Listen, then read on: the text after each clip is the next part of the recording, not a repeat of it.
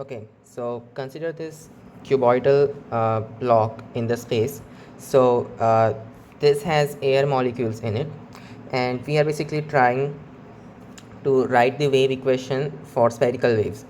So just consider what happens to this block as the wave propagates.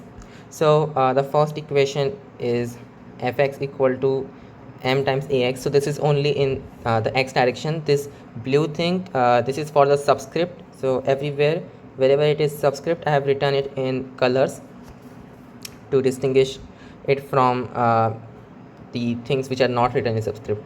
Okay, so this equation, this can be written like this. It's just the form which we want.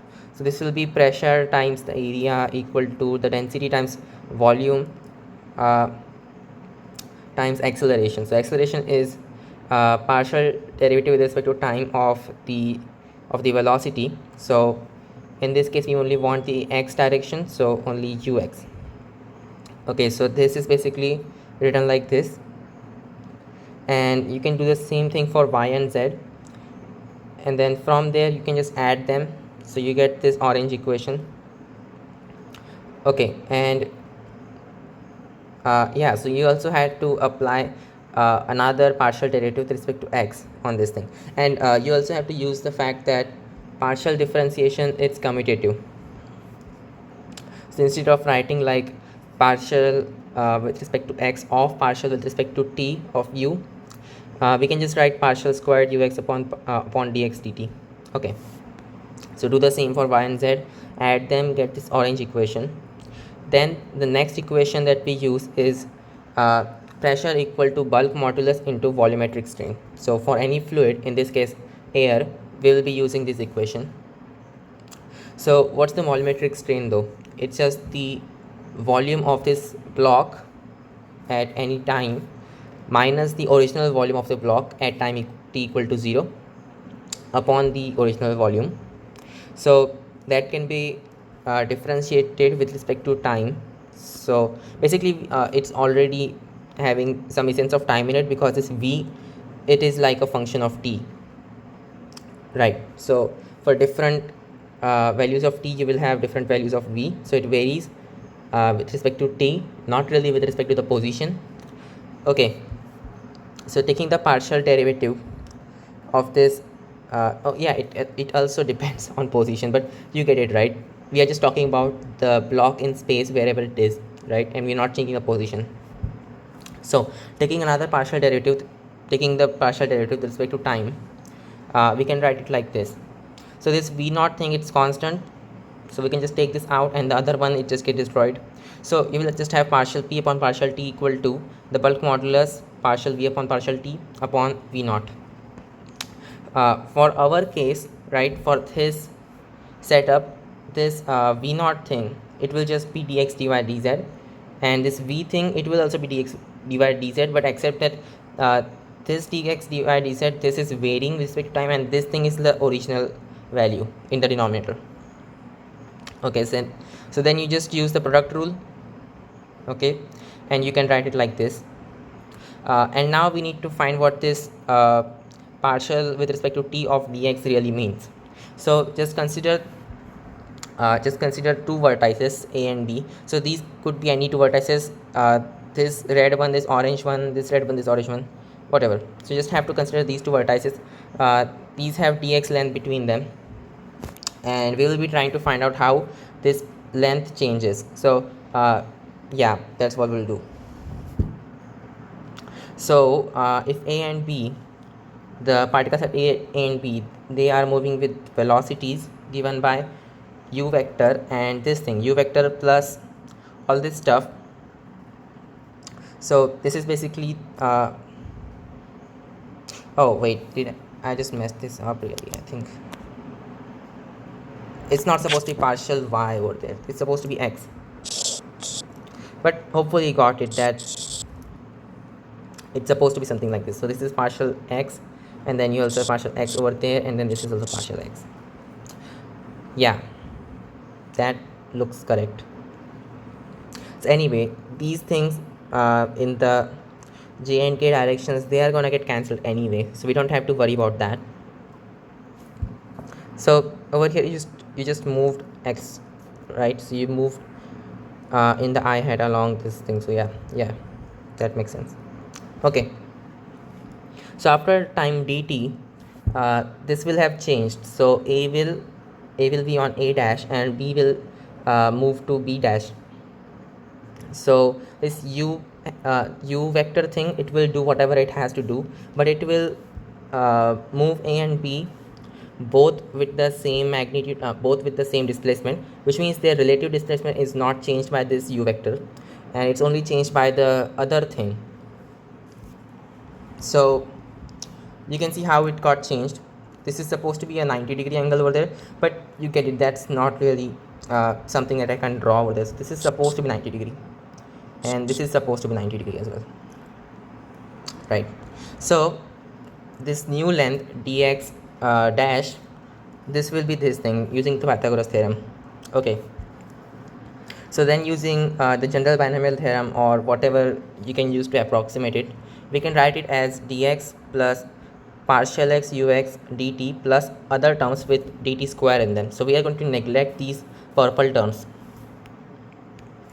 Okay, so from this you can find what this partial derivative with respect to time means. So in time dt, how much did this dx thing change? It's going to be dx dash minus the original dx that you had, right? So that would just be this little thing, partial x ux dt, and divided by dt, so it's just going to be partial x ux. Similarly for y and z, you can do the same thing. Okay, cool. Yeah, so now just put these values into the equation, into this equation. Okay, and that will give you this equation,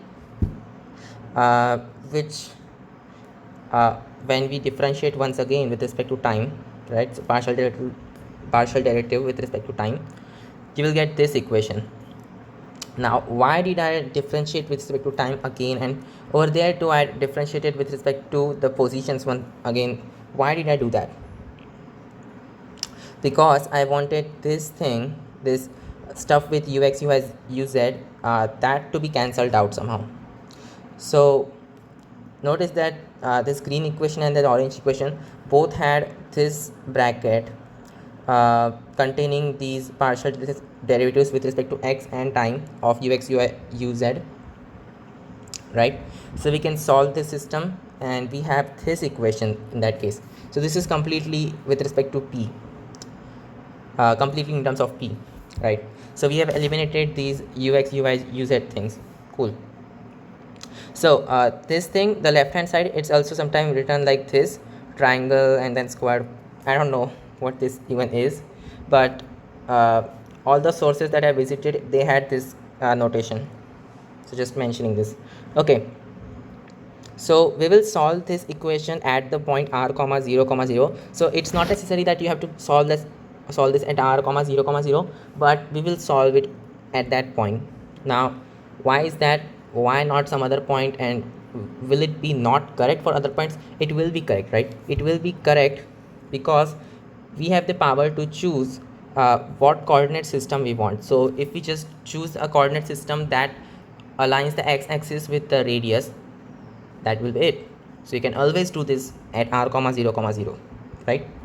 Okay, so using the condition partial p upon partial y equal to partial p upon partial z equal to 0. So because this is having radial symmetry, any property of the wave throughout the surface of a sphere, right, with radius r, it will be the same. So whatever property you have, right, I mean property which is related to the radius, not the direction stuff, because like for example this ux ui uz thing will change, right, because the direction is changing, but the radial velocity and tangential velocity of the thing, it will be the same, right, because those properties are related to the angle and radius directly. So any property related to radius, it will be the same. With respect to and related to angle, it might change. We don't care about this. Okay, so you have this thing, and why? Because y and z, j hat and k hat, these things are tangential to the surface of sphere. So when you are moving in these directions, g hat and k hat, it's essentially as if you are surfing over the surface of the sphere. So that means anything is not changing, right? Your pressure is not changing. Cool. Okay, so then we uh, do something like this. So you have r squared equal to x squared plus y squared plus z squared. Differentiate that.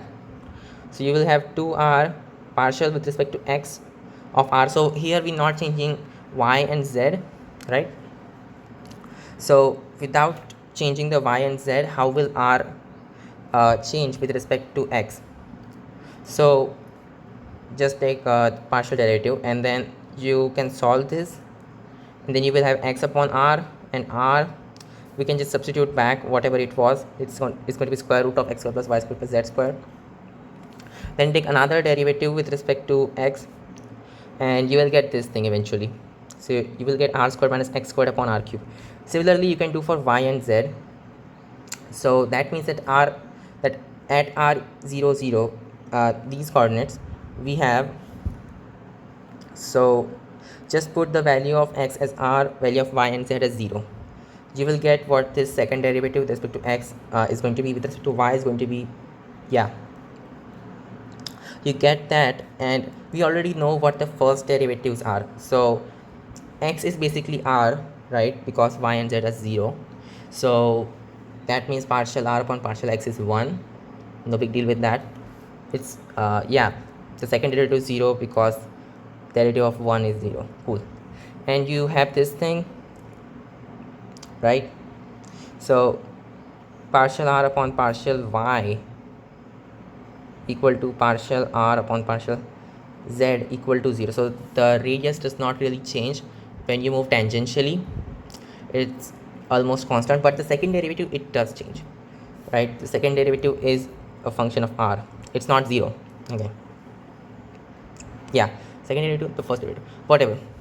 You have these equations. Cool. So why did we even need these equations though? To solve this thing, right? So we're just going to do the thing now. So partial squared p upon partial x squared, you will write this as the derivative with respect to x of the derivative with respect to x, and that inside derivative with respect to x you will write like this: derivative with respect to r times the derivative of r with respect to x. And then you will use a product rule on this thing, and then once again when you get this thing, partial upon partial x of this term, you will use the same thing, right? The derivative with respect to r times the derivative of r with respect to x. So that's what I did in this bracket. Okay, so now just now it's pretty easy because we can just put the values of these things, partial r upon partial x and partial squared r upon partial x squared, right? So those values we know, so just put those in and you will get these three equations, right? So it's completely with respect completely in terms of r and p now. It doesn't have any x, y, z. Okay, so using this blue equation, this equation, so we're just going to input these values into that. So you will get this equation. So now you need to modify it a little to get it in the form that we want, which is the wave equation, the one-dimensional wave equation thing, right? So what we will do is put p as q by r.